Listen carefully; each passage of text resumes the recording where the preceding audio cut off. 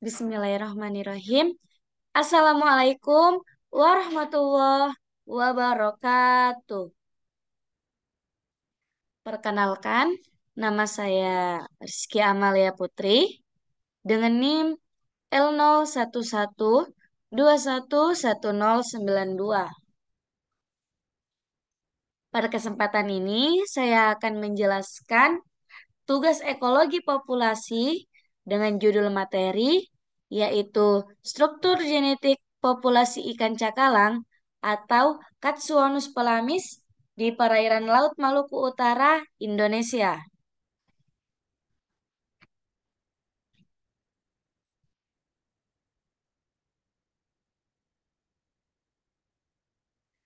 Perairan Maluku Utara merupakan daerah potensial penangkapan ikan pelagis.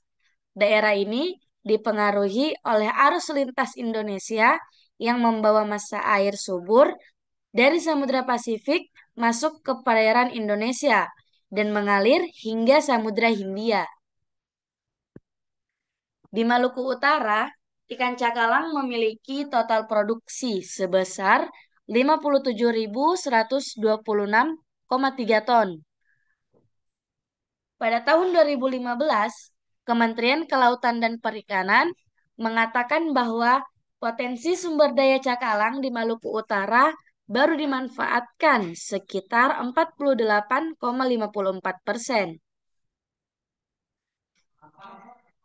Ikan cakalang merupakan target dalam operasi penangkapan di daerah Indonesia. Setiap tahunnya, produksi ikan cakalang di Indonesia meningkat sehubungan dengan kebutuhan permintaan pasar.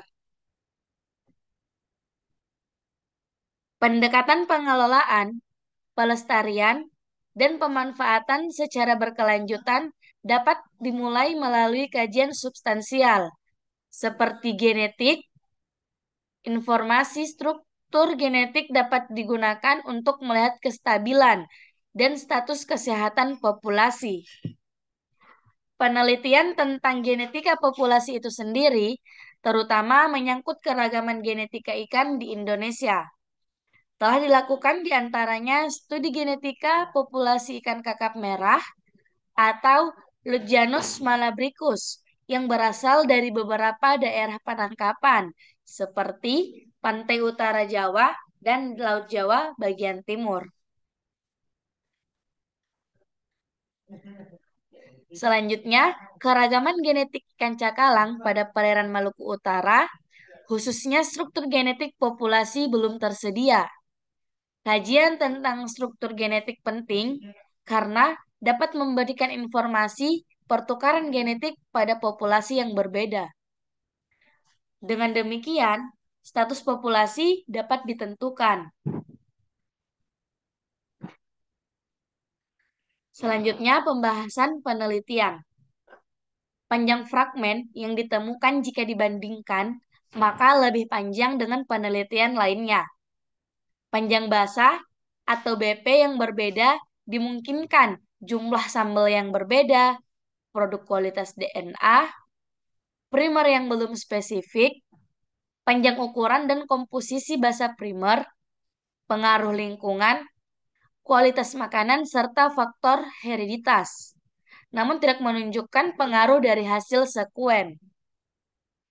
Jarak genetik dalam populasi ikan cakalang morotai yakni 0,009 pada bacan dengan nilai 0,023 dan halmahera tengah yaitu 0,007.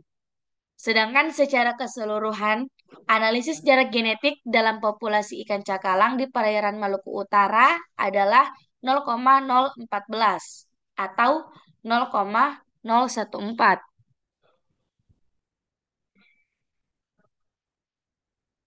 Aliran genetik yang ditemukan dari ikan cakalang menggambarkan bahwa keseluruhan populasi saling memberikan pengaruh.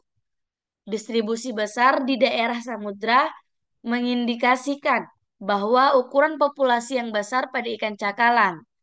Hal ini tentunya memberikan efek aliran genetik antar populasi.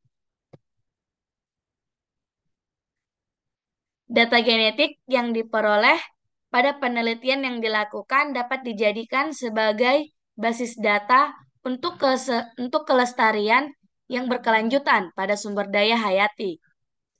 Pemeliharaan genetik diatur dalam Permen atau Peraturan Pemerintah Nomor 60 Tahun 2007, yaitu berkaitan dengan konservasi sumber daya ikan.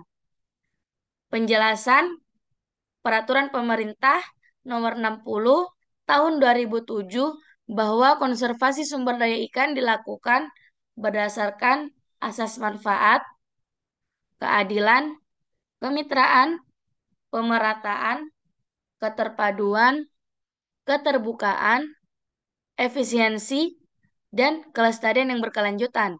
Selain itu, dijelaskan proses pembiakan pada ikan dilindungi dan jenis ikan tidak dilindungi dilakukan untuk menjaga kemurnian genetik ikan.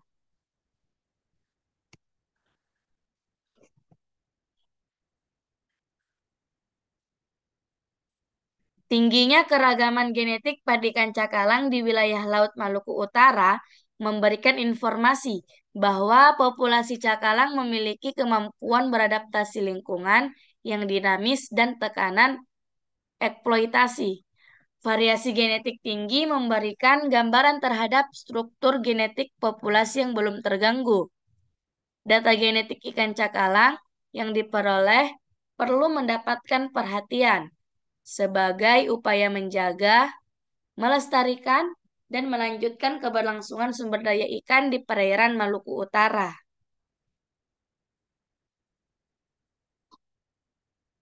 Strategi dalam upaya mempertahankan kualitas genetik perlu dilakukan dengan cara melestarikan keragaman genetik dengan menerapkan regulasi tentang pelaksanaan batas ukuran minimum tangkapan pada setiap operasi penangkapan. Ikan yang dapat dimanfaatkan telah memasuki fase dewasa berdasarkan biomorfologi. Cara yang kedua adalah regulasi waktu tangkap.